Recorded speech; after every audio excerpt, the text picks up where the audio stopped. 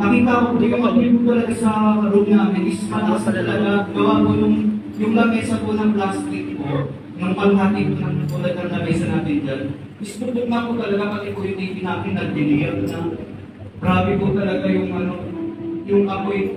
Pero praise God po talagang first time po yun, pero alam ko po talaga nandun po yung guidance ni God. Kasi po di po ako nakaranta. Kung ako po ginawa yung pumat po, nakita ko. Parang pong first time, pero hindi ka po matataranta kasi parang nagagayad na yung pinuha ko po agad yung bedsheet doon sa kama. Sabay yung tinanong po sa apoy, sabay tinanong ako po, tinapakan na po yung apoy, tapos yung po siya tinaktan. Kaya po pala yung taso po sa tubod, hindi sa salamay. Praise God po, tapos ganun po talaga yung pagkapatay ko po, yung usok po, sobrang itim na po ng kwarto. So talagang, ngayong lola ko po mabigat, hindi po kaya ng isang tao yun. Pag pinapaliguan po namin yung laging dalawang tao, yung dalawang yung team ko po. At that time po, right na po. Praise God po. Thank you, Father Jesus. Nabuhat ko po siya mag-isa. Tapos pasapang yung lakwa. Ano yung po nagulas. Tsaka nagulat rin po ako na alam ko po yung dami presensya ni God kasi po yung prayer ko po, inis na Lord, tulungan po ako. Buong pa po sa isip ko, sa bibig ko, Lord God, Father Jesus, maraming salamat po sa guidance and protection ko. Parang Lord, tulungan po ako. Hindi po, parang linig ko lang po agad. Siguro po, kung ano po na, Lord, salamat po. Kasi po, tuloy po. Hanggang sa praise God po, wala po yung sunod that time. Yun po, tsaka, yun nga rin po yung sabi ko nga po sa sarili ko, tsaka gusto ko nga rin po sabi sa mga kapatid. Yung sunod nga po, yung init nga po, yung pasok nga po sa kagilang po, sasabihin niya po, masakit pa, wating pa po yung sa talagang sa patawag po. So, praise God po, magpapasalamat po rin ako sa Panginoon po. Praise the Lord. Praise God. Tunay na mabuti po talaga ang ating Panginoon at handa siyang tumulong sa mga alam niyang mga tumatawag sa kanya, lalo na sa mga anak niya po. So, gusto ko rin pong magpasalamat bago po nga gamitin sapagkat officially po ay nalagong na po namin sa mga praise God. Sa tulungan sa biyaya ng ating Panginoon, hindi po namin alam kung saan galing po yung pinangkasal po namin, pero praise God, ang pinangkasal may sobrang po.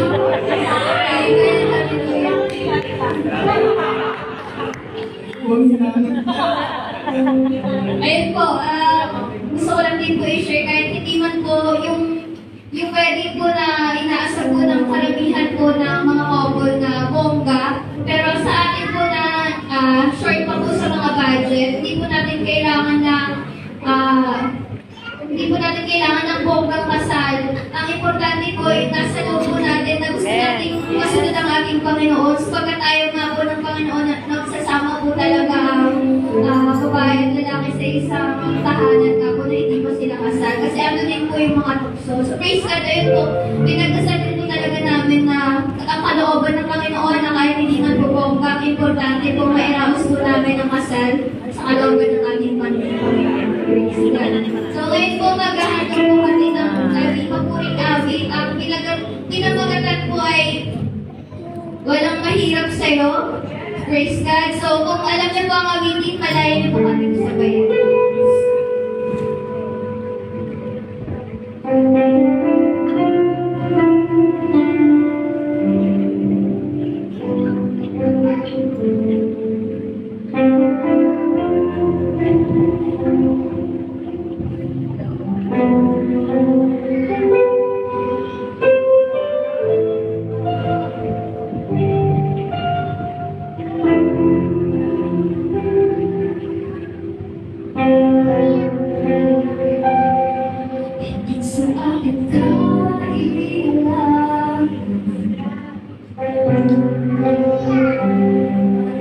Sa aking karanasan,